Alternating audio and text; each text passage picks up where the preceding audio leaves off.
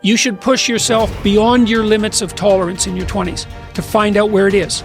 How much can you work? How disciplined can you become? Like, can you work 12 hours a day? Can you work 8 hours a day? Can you work 3 hours a day? Like, flat out. Where's your limit? And how much work can you do, and how much socialization? You should find out. Push yourself past and then back off to that point where it's optimally sustainable. It's good to think about that as a goal. It's like you're trying to discover what your limitations are when you're in your 20s so that you can hit that edge, so that you can sustain yourself across the decades. You don't want to have too much fun, right? Too much fun takes you out. It's not fun being the 40-year-old at the singles bar, precisely. So you want to make sure that what you're doing is age appropriate, and you want to push yourself in every direction that you can, but you should be doing that with an aim in mind. It's like you're trying to make yourself into a better and more competent person. And so some discipline along with the fun is a good idea. People need to know you for one major thing first. He works.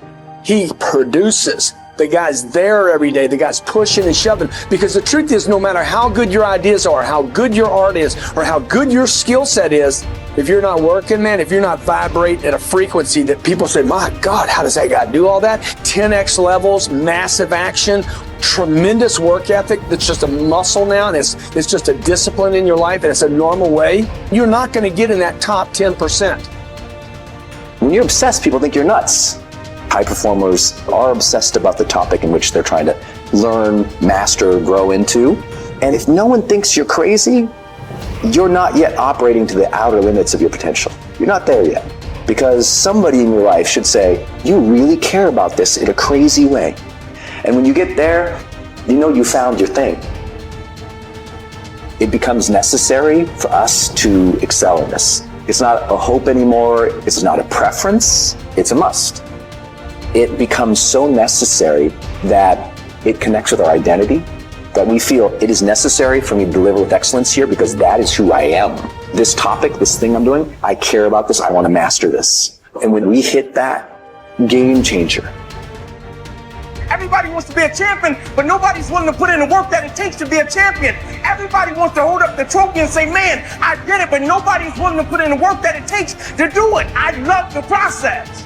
I love the thought of working for what I want. And I firmly believe you're never supposed to wish for it more than you're willing to work for it. I started going to work earlier. I started being the last one to leave there. I started working harder than anybody else. The other guys could not. Why would you work so hard, Les? I've been cheating myself and my family. Wherever you are, whatever you're doing, do it with everything that you have. Develop the habit of giving more than what you're paid for. Develop the habit of setting standards that others will be measured by. Do not go where the path may lead, but go where there's no path and leave a trail. When you say to someone, you're okay because of your position, that's not good enough, because you have to say, well, wait a second, you need a trajectory. And maybe you're okay if you're okay in your position and your trajectory. But the self-esteem movements and all of that will accept yourself the way you are. It's like, no, because you need a trajectory. And one of the things that I think, one of the reasons that audiences are responding to what I've been saying in my lectures and what I've been writing about is that I don't tell people that they're okay the way they are. No, I say, no, you could be way more than you are. And they're relieved about that, you see, because if you're in a dark and terrible place and someone says you're okay the way you are, then you don't know what to do about that. It's like, no, I'm not. I'm having a terrible time and I'm hopeless. You're okay the way you are. Well, then what? That's it? That's where I am? And what do you want to tell a young person? You're 17. You're okay the way you are. It's like, no, you're not. You got 60 years to be better, and you could be way better. You could be incomparably better across multiple dimensions. And in pursuing that better, that's where you'll find the meaning in your life. And that will give you the antidote to the suffering. Personal development is truly the key to the good life. You see, what you become is far more important than what you get. The most important question to ask on the job is not, what am I getting? The most important question is, what am I becoming? However, it is also true that what you become directly influences what you get. Most of what we have attracted by the person we have become. So here's the great challenge of life. You can have more than you've got because you can become more than you are. That is the great focus of attention for life change. Now, on the other side of the coin it reads, unless you change how you are, you'll always have what you've got. I've discovered that income does not usually exceed personal development. Sometimes income takes a lucky jump, but unless you keep growing out where it is, it will usually come back where you are. If someone hands you $1 million, best you become a millionaire quickly, so you can keep the money. Life has strange ways. A very rich man once said, if you took all the money in the world and divided it equally among everybody, it would soon all be back in the same pockets. I guess it is hard to keep what you haven't attracted by your own personal development. Personal development, how important. Remember, the major key to your better future is you. Those are some of the things that I suggest that you begin to answer yourself. Now, here are some things that I suggest that you begin to look at working on to develop your character. Some things that will give you some personal strength. Webster says character building activities. He says character, the pattern of behavior or personality found in an individual or group.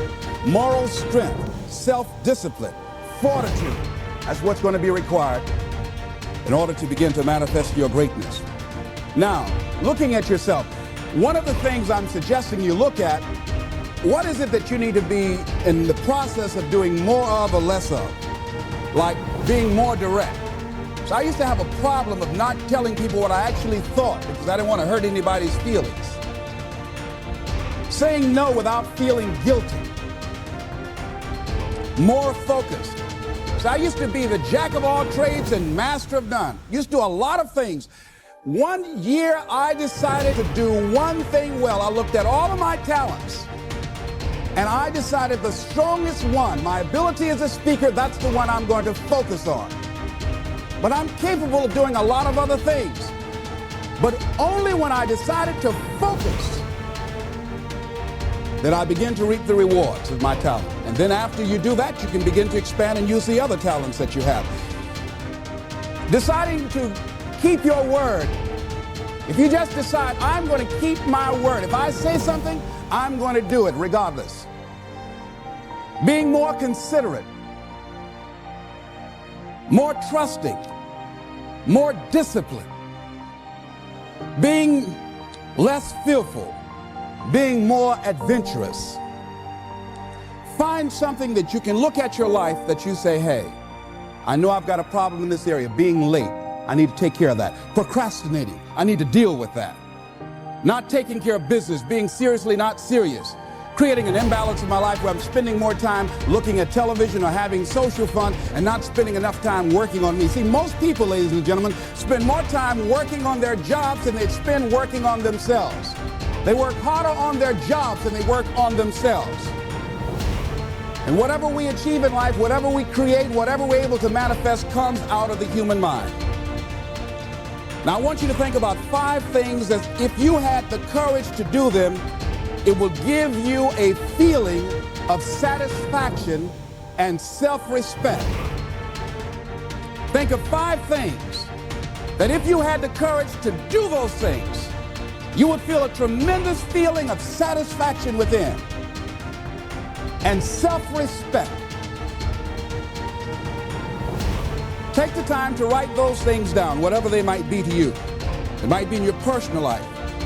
It might be in your friendships, your family relationships, might be in your business. Look at 5 things that if you had the courage to do those things, that you would do those things. A lot of people say, well, I've been like this all my life. I just can't change. This is the way I am.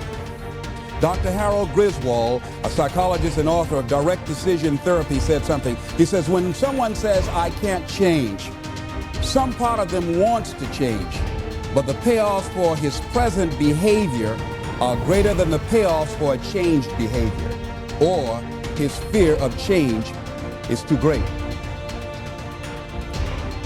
Ladies and gentlemen, it takes courage to live your dreams. It takes courage to manifest your greatness.